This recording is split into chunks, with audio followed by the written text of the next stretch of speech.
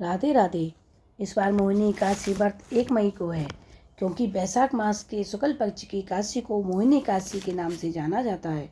इस दिन किए जाने वाले व्रत से मन की सभी मनोकामनाएं पूर्ण होकर अंत में हरि के वैकुंठ धाम में आश्रय मिलता है। जिस तरह नदियों में गंगा जी को प्रथम स्थान प्राप्त है, उसी प्रकार सभी व्रतों में एकादशी को स्थान दिया गया है। मोहिनी एकादशी को भगवान श्री कृष्ण के पूजन का विधान है।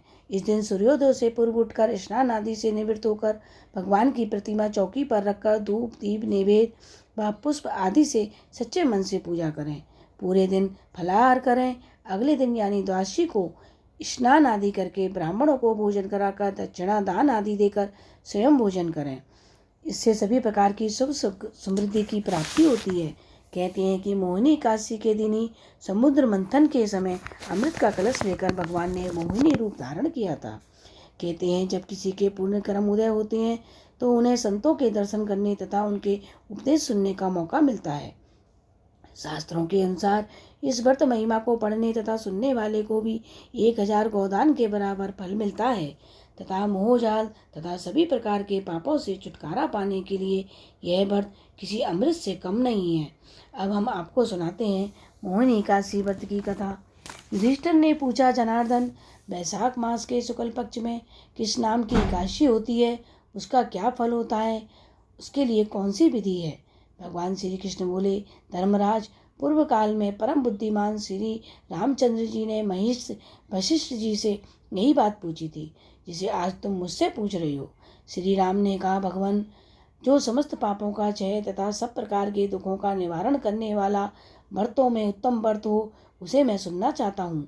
वशिष्ठ जी बोले, श्री राम, तुमने बहुत उत्तम बात पूछी है। मनुष्य तुम्हारा नाम लेने से ही सब पापों से शुद्ध हो जाता है। तापी लोगों के हित की इच्छा से मैं पवित्रों में पवित्र उत्तम व्रत का वर्णन करूँगा। बैसाख मास को शुक्ल पक्ष में जो एकादशी होती है उसी का नाम मोहिनी है। वह सब पापों को हरने वाली और उत्तम है। उसके व्रत के प्रभाव से मनुष्य मोह जाल तथा पातक समूह से छुटकारा पा जाते हैं। सरस्वती नदी के किनारे बसे भद्रावती नगर में धृतिमान नामक चंद्रवंशी राजा राज्य करता था।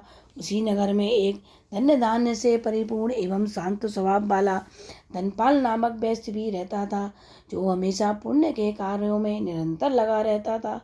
उसके लोगों की सेवा में अनेकों कुएं, प्याऊ, धर्मशाला, आश्रम एवं बगीचे बनवाए और सड़कों के किनारे अनेक आम, नीम, जामुन, पीपल आदि के छायादार वृक्ष लगवाए।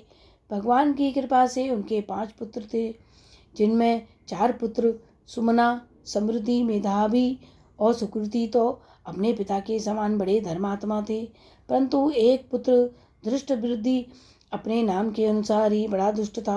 वह रात दिन पाप के कर्मों में अपने पिता के धन का दुरुपयोग करता रहता था। वह ना तो किसी देवी देवता की पूजा करता और ना ही ब्राह्मणों या पितरों का मान सम्मान करता था। एक दिन उससे दुखी होकर उसके पिता ने उसे घर से निकाल दिया।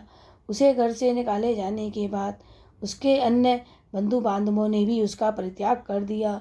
अब वह भूख प्यास से व्याकुल होकर इधर उधर भटकने लगा।